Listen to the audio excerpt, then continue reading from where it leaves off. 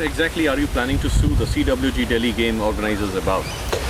Well, Howard & Sons Pyrotechnics are seeking for full payment of the contract that was signed by the organising committee for the provision of the pyrotechnic services for the opening and closing ceremonies.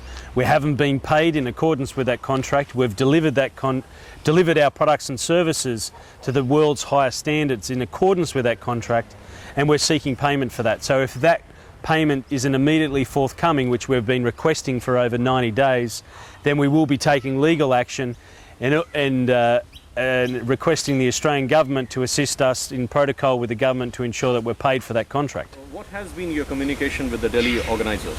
The Delhi organisers have been very difficult since the closing ceremony.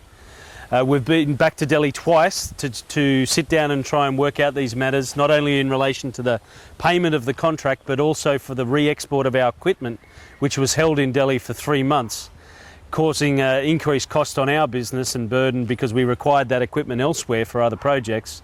And the organisers haven't been responsive to emails, telephone calls and requests for meetings and requests for these payments to be made. Do you agree with Rich Burke, who also claims that he has not been paid and that the organisers are out to cheat people such as yourself?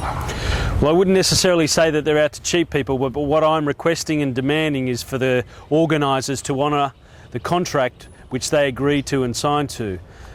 When conducting business around the world, contracts are drafted under the understanding that both parties will honour those. We've certainly honoured our side of the contract, and we're requesting the government, the Delhi organisers, to pay. What is the future course of action and what do you expect from the Indian government?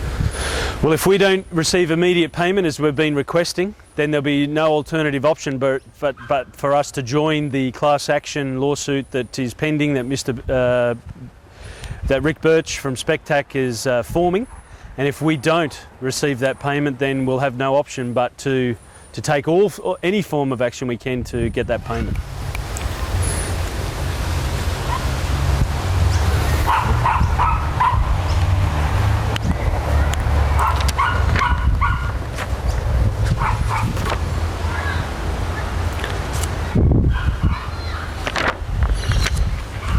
Okay. Director of Howard & Sons, Andrew Howard, says the combination of the unpaid money and the hold-up of company's unique pyrotechnic equipment in Delhi has left the firm facing a financial crisis. Andrew Howard is furious and says the past 3 months have been the most challenging in the entire history of the company in terms of both cash flow and equipment. Several service providers are now gearing up to take a class action or a legal action against the Delhi Commonwealth Games.